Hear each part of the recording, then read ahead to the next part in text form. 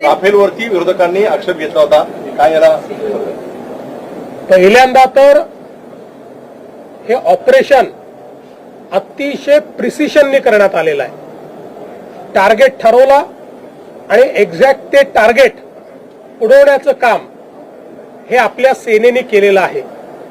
आणि याला जे नाव दिलंय तेही फार समर्पक आहे. ऑपरेशन सिंदूर. आमच्या ज्या बहिणींचं कुंकू पुसण्याचं काम आतंकवाद्यांनी केलं, त्या आतंकवाद्यांना पूर्णपणे समाप्त करण्याचं काम हे या ऑपरेशनच्या माध्यमातून भारताने केलेलं आहे.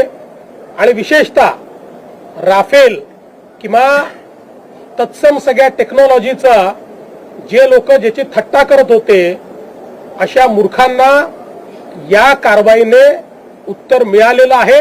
त्यामुळे शब्दांनी उत्तर देण्याची आवश्यकता नाही. हे मूर्ख आहेत, केवळ मूर्ख.